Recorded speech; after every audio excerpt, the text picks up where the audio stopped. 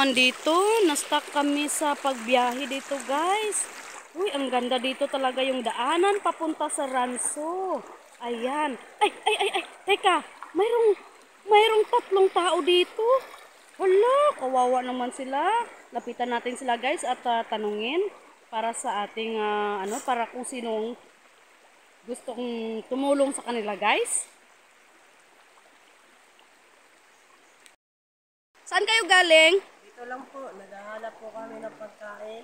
Mayroon na ba kayong nahanap? Wala pa po eh. Ay, kawawa naman.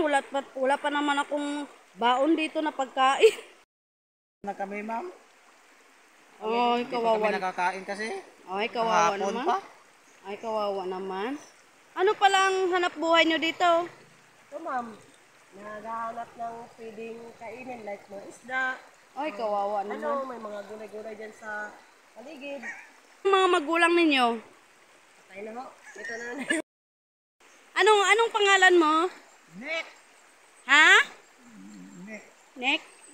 Son? Ikaw? Love po. Love. Ah, okay. Gusto nyo ba ng trabaho? Opo, meron po ba? Kaya dyan, meron po rin sa amin. Wala kasi akong pera ngayon. Trabaho lang talaga ang maibibigay ko. Anong trabaho yan? Yung trabaho ay manguha ng mga buhangin at mga bato sa may sapa kasi gusto namin na magpatayo ng building, multi-purpose building. So wala akong tamang-tama, wala akong tauhan ngayon, kayo na lang ang kukunin ko. Okay ba 'yon? Okay po. No, sige, para mamaya pagkatapos mayroon kayong kakainin ha. Pasensya na, wala akong pagkain dala ha. O sige. Tamang-tama kayo ang nakita ko. Sige, kayo na lang muna ang magtrabaho. Sige.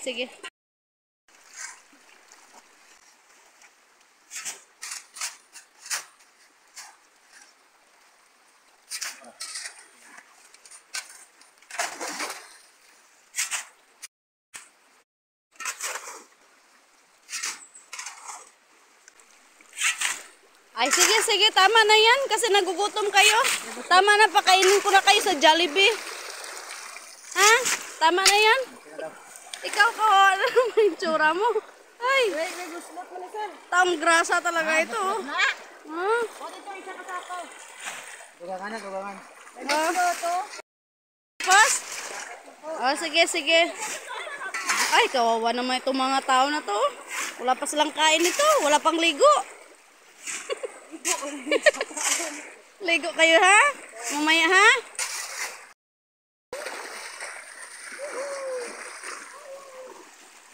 Ay, very good ta. Ay, very good.